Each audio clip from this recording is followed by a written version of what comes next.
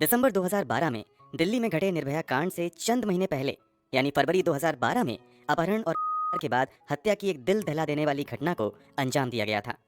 दरिंदों ने पेचकस से तोड़कर आंखों में डाल दिया था। प्राइवेट में शराब की बोतल। कुल मिलाकर दरिंदगी इतनी कि सुनकर किसी की भी रूह कांप जाए। मगर अफसोस, तब इस निर्भया के लिए चंद लोगों को छोड़कर किसी ने भी आवाज उठानी जरूरी नहीं समझी थी।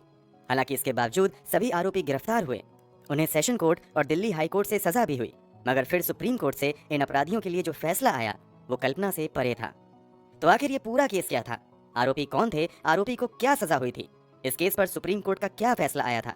सुप्रीम कोर्ट के उस फैसले का आधार क्या था? और फिलहाल आरोपी किस हालात में और कहां हैं? चलिए जानते हैं सब कुछ इस वीडियो में हम किरण नेगी अपहरण और हत्याकांड की बात कर रहे हैं। बात 9 फरवरी 2012 की है। दिल्ली के कुतुब विहार के फेज 2 में कुंवर सिंह नेगी नाम के व्यक्ति अपने पूरे परिवार वालों के साथ रहते थे। वैसे तो कुंवर सिंह मूल रूप से उत्तराखंड के थे, मगर काम के सिलसिले में दिल्ली में रहा करते थे। कुंवर सिंह नेगी बेहद गरीब थे तथा बतौर सिक्योरिटी गार्ड के तौर पर काम करते हुए अपने परिवार का भरण पोषण करते थे। इन्हें बतौर सिक्योरिटी गार्ड काम करते हुए एक लंबा अरसा बीत चुका था, मगर अब 2012 के आसपास ये सिक्योरिटी गार्ड की नौकरी छोड़ने का मन बनाने लगे थे, क्योंकि परिवार की बड़ी बेटी जॉब करने लगी थी। इस बेटी का नाम था किरण नेगी। घटना के समय किरण की उम्र 19 साल थी। किरण नेगी पढ़ाई लिखाई में बचपन से ही काफी तेज थी और पढ़ाई खत्म करने के बाद इसने एक कंपनी में जॉब भी ज्वाइन कर ली थी। किरण का ऑफिस उसके घर से महज कुछ ही दूरी पर था और वो लगभग 20 मिनट पैदल चलकर ऑफिस से घर और घर से ऑफिस पहुंच जाया करती थी। रोज की तरह 9 फरवरी 2012 को भी किरण नेगी ऑफिस जाती हैं, मगर आज उसे ऑफिस से घर आते हुए थोड़ी देर हो जाती है। रात के लगभग 9 बज चुके थे, मगर किरण अब तक घर नहीं लौटी थी। किरण को भी पता था कि अगर उसे घर लौटने में थोड़ी देर और हुई तो परिवार वाले ज्यादा परेशान हो जाएंगे, इसलिए वो अपनी 2 और सहेलियों के साथ तेजी से कदम बढ़ाते हुए अपने घर की तरफ बढ़ने लगती है। अभी किरण अपने घर से कुछ ही कदम की दूरी पर थी, तभी अचानक से एक लाल रंग की टाटा इंडिका कार उसके पास आकर रुकती है। अभी ये तीनों लड़कियां कुछ समझ पाती उससे पहले ही कार से 2 लड़के उतरते हैं और अचानक से किरण को एक झटके में खींचकर कार के अंदर डाल लेते हैं। एक राहगीर की नजर इन लड़कों पर पड़ती है और वो इन लड़कों को रोकने की भी कोशिश करता है, मगर वो राहगीर नाकाम हो जाता है और वो लड़के किरण नेगी को अपनी कार में लेकर फरार हो जाते हैं। अब किरण की दोनों सहेलियां भागती हुई किरण के घर जाती हैं और इस घटना की जानकारी उसके माता पिता को देती हैं। बेटी की किडनैपिंग की खबर पाते ही किरण नेगी के पिता भागते हुए पास के छावला थाने जाते हैं। कहने को तो दिल्ली पुलिस आपकी सेवा में सदैव तत्पर रहती है, मगर उस रात जब किरण नेगी के पिता बेटी के गायब होने की खबर लेकर छावला थाने जाते हैं तो पुलिस ये कहते हुए उन्हें वापस करने की कोशिश करती है कि फिलहाल थाने में मामले की जांच पर जाने के लिए कोई गाड़ी ही नहीं है। हालांकि इसके बावजूद किरण के पिता थाने में रुककर पुलिस वालों से गुहार लगाते हैं और मामला दर्ज करने की अपील करते हैं। तब जाकर पुलिस वाले शिकायत दर्ज कर मामले की जांच शुरू करते हैं। अगर पुलिस ने खबर मिलते ही तत्काल ही एक्शन लिया होता तो शायद किडनैपिंग में इस्तेमाल की गई कार को चंद घंटों में पकड़ा जा सकता था, मगर पुलिस के लेट लतीफी की वजह से काफी समय बीत जाता है। मगर पुलिस वालों को ना तो उस लड़की के बारे में और ना ही किडनैपिंग में इस्तेमाल की गई कार के बारे में कोई जानकारी हाथ लगती है। हालांकि इस घटना के कई घंटों बाद जब पुलिस पर दबाव बढ़ने लगता है तो पुलिस अपनी जांच तेज करती है।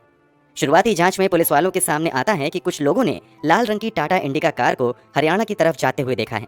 कुछ सीसीटीवी फुटेज से भी ये बात साफ हो जाती है कि लाल रंग की कार हरियाणा की तरफ जाती हुई दिखाई दी है। इसी आधार पर पुलिस वाले अपनी जांच आगे बढ़ाते हैं। जांच के क्रम में पुलिस वालों को लाल रंग की वही इंडिका कार मिल जाती है और इस कार के साथ 26 साल का राहुल कुमार नाम का एक लड़का भी पुलिस की पकड़ में आता है। पुलिस वाले सबसे पहले राहुल कुमार को अपनी हिरासत में लेते हैं और फिर पूछताछ का सिलसिला शुरू होता है। पूछताछ में राहुल बहुत जल्द एक हिला देने वाला खुलासा करता है। वो बताता है कि इस कांड में उसके साथ उसका एक भाई रवि तथा एक दोस्त विनोद भी शामिल हैं। घटना के बारे में जानकारी देते हुए राहुल बताता है कि इन तीनों ने पहले किरण को किडनैप किया और फिर उसे लेकर हरियाणा के रेवाड़ी जिले के रोधाई गांव में लेकर गए, जहां उसके साथ तीनों ने बारी बारी से किया और फिर उसे मरने के लिए पास के ही एक सरसों के खेत में छोड़ दिया। राहुल के द्वारा दिए गए बयान के आधार पर पुलिस वाले अब अपनी तहकीकात आगे बढ़ाते हैं और सबसे पहले राहुल की निशानदेही पर हरियाणा के रेवाड़ी जिले के उसी गांव में पहुंचते हैं जहां पर किरण नेगी को मरने के लिए इन दरिंदों ने छोड़ दिया था। थोड़ी मेहनत के बाद पुलिस को सरसों के खेत से किरण नेगी की लाश मिल जाती है। शव को इतनी बुरी तरीके से क्षतिग्रस्त किया गया था कि किसी के लिए भी उसका चेहरा पहचानना लगभग नामुमकिन सा हो चुका था। चेहरे को बुरी तरीके से लहूलुहान किया गया था। शरीर पर कई जगह जलने के निशान थे। शरीर के कुछ अंगों को से भी जलाया गया था। शव की स्थिति बता रही थी कि इन दरिंदों ने किरण नेगी के साथ कितनी ज्यादा हैवानियत की है। पुलिस वाले शव को कब्जे में लेकर पोस्टमार्टम के लिए भेज देते हैं, जबकि राहुल के दिए गए बयान के आधार पर अब पुलिस इस घटना में शामिल 2 और आरोपी रवि तथा विनोद की तलाश में लग जाते हैं। पुलिस वालों की मेहनत रंग लाती है और बहुत जल्द इन दोनों को भी गिरफ्तार कर लिया जाता है। पुलिस जांच को आगे बढ़ाते हुए सबूत भी इकट्ठा करना शुरू कर देती है। किरण नेगी के शव के पास से पुलिस वालों को कुछ बाल के सैंपल मिलते हैं। इसके अलावा वहां पर पुलिस वालों को 2 प्लास्टिक के ग्लास, स्नैक्स के खाली पैकेट, मोबाइल, मिट्टी के बर्तन के कुछ टुकड़े, एक वॉलेट तथा कई अहम दूसरे सबूत भी मिलते हैं। इसके अलावा पुलिस वाले कार से तथा लड़की के शव से डीएनए सैंपल तथा कुछ फिंगरप्रिंट्स भी जमा करते हैं। पोस्टमार्टम रिपोर्ट में खुलासा होता है कि इन दरिंदों ने किरण को अपहरण करने के बाद बुरी तरीके से मारा पीटा था और फिर उसके साथ बड़ी ही बेरहमी से किया। फिर कार में मौजूद लोहे के रिंच और जैक से किरण के सर पर बुरी तरीके से वार किया था ताकि उसे खत्म कर दिया जाए।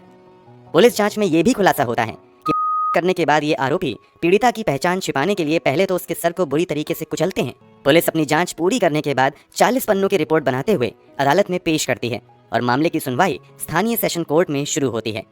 सेशन कोर्ट में पुलिस जांच रिपोर्ट, डीएनए रिपोर्ट तथा अन्य सबूत के अलावा 49 गवाह भी पेश करती है।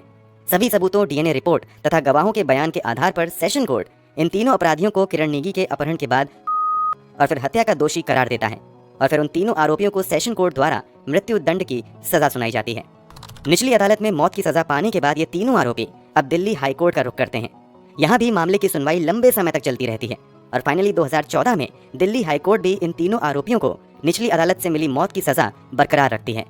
सेशन कोर्ट तथा दिल्ली हाईकोर्ट से मौत की सजा पाने के बाद अब 2016 में तीनों आरोपी इस सजा के खिलाफ सुप्रीम कोर्ट का दरवाजा खटखटाते हैं। मामला सुप्रीम कोर्ट में आते ही केस की फाइल सुनवाई के इंतजार में सालों तक यूं ही दबी रहती है।